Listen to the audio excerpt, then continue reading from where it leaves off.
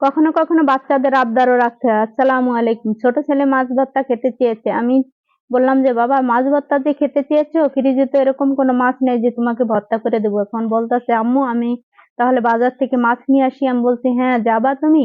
বলছে, হ্যাঁ আম্মু যাই, আমার খুব ইচ্ছা করছে মাছ ভর্তা খেতে।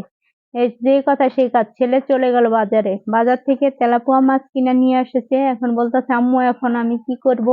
আমি বলছি, তুমি একটু মাছটা কেটে দাও না। বলছে, না না না আম্মু, আমি মাছ কাটতে পারি না, প্লিজ আম্মু। বলছে, আচ্ছা ঠিক আছে, আমি মাছটা কেটে নিব। কেটে নিচ্ছি। এখন বলতেছে, আম্মু এভাবে কিভাবে তুমি ভর্তা করবা? আমি বলছি যে, মাছটা এখন পুড়ে ভর্তা করলে কেমন হয় বলো তো? বলছে, আম্মু পুড়ে ভর্তা তো মাছ খাইনি, মাছ ভর্তা খাইনি, তাহলে তুমি পুড়ে এই ভর্তা করো।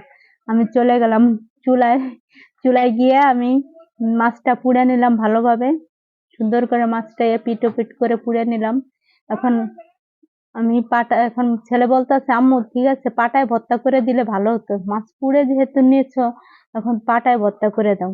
না, পাটায় মেখে আমি ভাতও খেতে পারবো। আমি বলছি, আচ্ছা ঠিক আছে, পাটায় বেটেই ভর্তা করে নিব।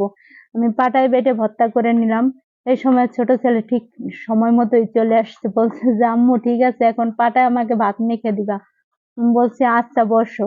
আমি পাটায় মেখে সুন্দর করে ভাতগুলো মেখে নিলাম। ছেলেকে বলছি যে, আচ্ছা এখন কি খাবা? বলছে, আম্মু একটু সাথে একটু ভর্তা নিয়ে নাও, তাহলে ভালো হবে, আরো মজা লাগবে।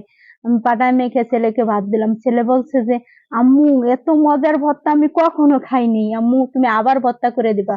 বলছে, আচ্ছা ঠিক আছে, পড়াশোনা ঠিক মতো করবা, তাহলে আমি তোমাকে মাছ ভর্তা করে দিব।